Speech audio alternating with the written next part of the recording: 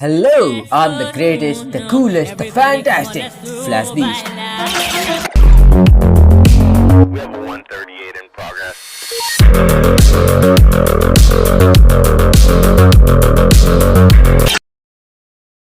19वीं सदी पृथ्वी हर तरफ मानवों का राज है। मानव समाज अपनी चरम सीमा से भी ऊपर जाने में लगा हुआ है। विज्ञान तेजी से दिन ब दिन तरक्की कर रहा है। दिन ब दिन नई खोज, नई आविष्कारों की संख्या बढ़ती ही जा रही है और इन्हीं नई खोजों और नई आविष्कारों के बीच जन्म ले रही थी नई नफरत, लोगों और उससे भी ज़्यादा देशों के बीच, जो जल्दी जंग का रूप ले लेगी। ये ऐसा समाज था जहाँ सब ताकतवर होना चाहते थे, बेहतर से भी और बेहतर। ये एक ऐसा समाज और समय था जहाँ सिर्फ दो ही जेंडर थे, नर और मादा। बेहतर और ताकतवर बनने की चाह दोनों में थी, कोई भी कमज़ोर नहीं रहना चाहता था और इस बात को सब स्वीकार कर चुके थे। चीज़ों को समझना आसान था। यह एक ऐसा समाज था जहाँ परेशानियाँ सचमुच परेशानियाँ हुआ करती थी। मुझसे कोई बात नहीं करता, मुझसे कोई प्यार नहीं करता, इन फुद्दू बातों पर रोने वाला मजाक नहीं।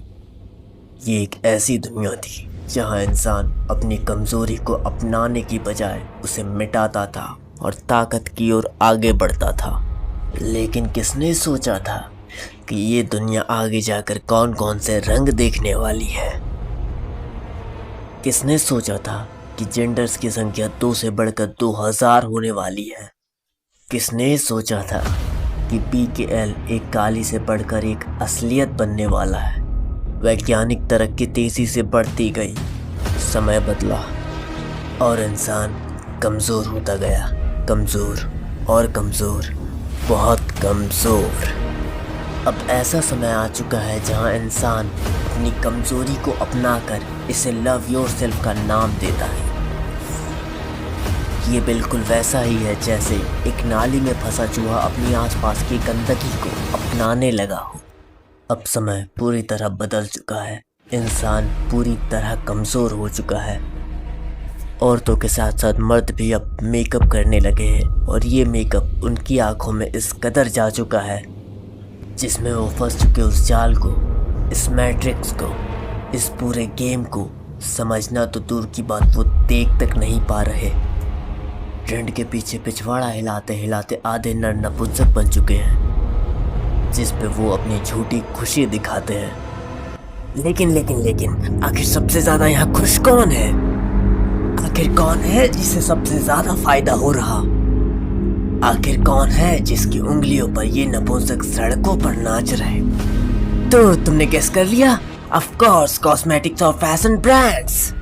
और इन चीजों का माई बाप साउथ कोरिया, जहाँ पहले सिर्फ लड़कियां इन कंपनियों को मुनाफा दे रही थी, वहीं आज इस रंग बिरंगी दुनिया में नपुंसकों की संख्या बढ़ चुकी है। और ये नपुंसक वो सारी चीजें यूज करते हैं जो पहले सिर्फ औरतें किया करती थी। तो सोचो, इस दुनिया में रंग बिरंगे लोगों की संख्या कितनी ज्यादा बढ़ चुकी है। और जब इन रंग बिरंगे लोगों की पॉपुलेशन इतनी बढ़ चुकी है, इन चीजों का यूज इतना बढ़ चुका है, तो सोचो इन कंपनियों के बारे में। तो देखा तुमने, ये दुनिया कितनी ज्यादा रंग बिरंगी हो चुकी है, जहाँ कोई लॉलीपॉप कितने भी डोनट से मिले और कोई डोनट कितने भी लॉलीपॉप से मिले, या फिर कोई डोनट कितने भी डोनट से मिले और कोई लॉलीपॉप कितने भी लॉलीपॉप से मिले, या फिर ये सब मिलकर अपनी एक रंग बिरंगी दुनिया ही बसा ले। तुम इनसे इनके कैरेक्टर को जज नहीं कर सकते क्योंकि इट्स हर चॉइस। और हाँ, अगर मेरी बातें तुम्हें समझ नहीं आई तो मुबारक हो, तुम एक स्ले करने वाली BTS निब्बी नहीं हो जिसके प्लेलिस्ट में डोजा कैट के गानों के साथ बिच वर्ड से 10 गाने तो है ही है। ये बात तो साफ हो गई कि तुम बाकी डीमन से बहुत अलग हो और अगली बार मैं तुम्हारे मास्क के पीछे छिपे चेहरे को।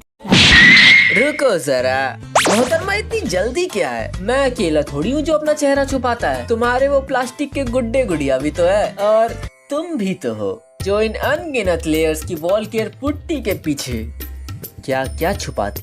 अच्छा, तुम्हें लग रहा है मैं टाइम वेस्ट कर रहा हूँ, और अगर तुम्हें लगता है कि ये बातें फालतू है तो फिर ये देखो। देखो इन्हीं कारणों से हम इन्हें पानी तक नहीं देते थे, इन्हीं कारणों से वुमेन है, इन्हीं कारणों से ब्लैक इंसानों को छोड़कर हर चीज ब्लैक अच्छी लगती है, इन्हीं कारणों से हरियाणा और राजस्थान के लोग पहले।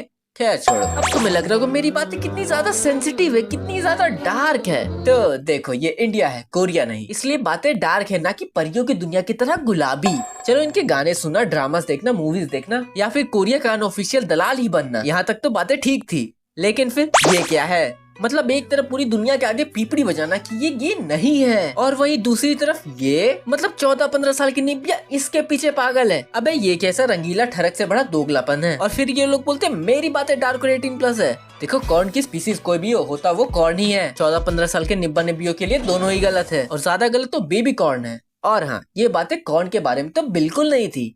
और सबसे बड़ा मुद्दा ये क्या है, मतलब इंसानों की स्पीसीज इतनी जल्दी लाखों करोड़ों हो जाएगी, किसने सोचा था। और ये बातें अब कौन सोच रहा है। जिस उम्र में नए दांत पुराने दांतों को बदल देते हैं, उस उम्र में ये कुछ और ही बदलना चाहते हैं। चलो बड़ों तक तो समझ में आ रहा था, लेकिन बच्चों में स्प्रेड लव का नाम लेके तो ये दिन रात ये कुछ और ही स्प्रेड करते रहते हैं। और हाँ, इक्वल राइट्स। लेकिन अगर हम सब इक्वल हैं, तो अजीब सिर्फ ये लोग क्यों दिखते हैं। लेकिन इन सभी चीजों में पूरी सोसाइटी में, तुम लोग मानो या ना मानो, लव के नाम पे सिर्फ एक ही चीज भरी पड़ी है, और वो है और हमारा जेन जी या अल्फा या फिर जो भी रोथरू जनरेशन ये है, जहाँ मुझे तो अकेला रहना पसंद है, बोलने के बाद अपने दोस्तों के साथ टाइम बिता के। ये स्टोरी तो लगानी ही है। I am lonely, nobody loves me. लोगों को और भी झूठे दिलासे देना कि तुम्हारी लाइफ में कितनी सारी प्रॉब्लम्स है, इतनी सारी प्रॉब्लम्स कि तुम नल्लों की तरह सोशल मीडिया पे इसे 24 घंटे बता सकते हैं, वो भी सभी को। तो क्या प्रॉब्लम्स वही होती है जो हम दिखाते हैं।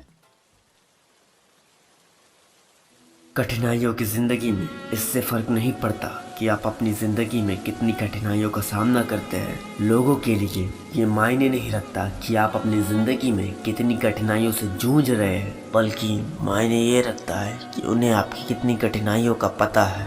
उनके लिए मायने ये रखता है कि आप अपनी जिंदगी उन्हें किस तरह दिखाते हैं। जब मैं पीछे मुड़कर देखता हूँ तो नजर आता है कि मैं कभी लोगों को समझा ही नहीं पाया कि मैं हर रोज क्या झेल रहा हूँ, या यूँ कहूँ तो उन्हें अपनी परेशानियों से निराश नहीं करना चाहता था। जिनको तुम खुश देखना चाहते हो, क्या तुम उन्हें अपनी परेशानियाँ बता सकते हो फ्लैश? जो हो चुका, क्या तुम उस दर्द के साथ जी सकते हो? वक्त के साथ दर्द कम नहीं होता, हम बस उस दर्द के साथ मुस्कुराना सीख जाते हैं, उसके साथ जीना सीख जाते हैं। तुम उन्हें अपनी कठिनाइयाँ बयान नहीं कर पाए थे ना। मेरी जिंदगी में भी ऐसे पल आए थे जब मैं उन्हें कुछ नहीं कह सका था। मैंने उन्हें कभी नहीं कहा, बातों में दर्द झलकने नहीं दिया, उन्हें कभी मालूम नहीं पड़ने दिया कि अंदर से मुझ में क्या बीत रही। आखिरी बात करते करते भी उन्हें मजाक की बातों में परेशान करता रहा कि मैंने तो कुछ सहा ही नहीं। लेकिन उस वक्त, उस पल मैंने उसकी बातों में साफ पढ़ लिया था। उसे भी इस बात का भरोसा दिला चुका था कि मेरी जिंदगी में तो कोई कठिनाइयाँ है ही नहीं, और इस बार भी मैं हर बार की तरह बदलने वाला नहीं। मैं ये बात जानते हुए भी अपनी कठिनाइयों को ना बताकर अपनी अगली मंजिल की ओर चल पड़ा। काश मैं हर एक इंसान की तरह अपनी कठिनाइयों को किसी को बता पाता, कम से कम लोगों के जहन में एक याद बनकर तो जिंदा रहता। लेकिन मैंने अपनी जिंदगी बस इसी सोच में जी है कि मरते दम तक जो कठिनाइयाँ मैंने झेली हैं, उन्हें ना दिखाकर उन लोगों को इन परेशानियों से दूर रखूंगा। मैं अपनी कठिनाइयाँ नहीं बता पाया क्योंकि मुझ में वो काबिलियत नहीं थी कि मैं लोगों को समझ पाऊँ। और आज इसी जगह लोगों को समझने के बारे में कि सोचने की कहानी आज खत्म होती है।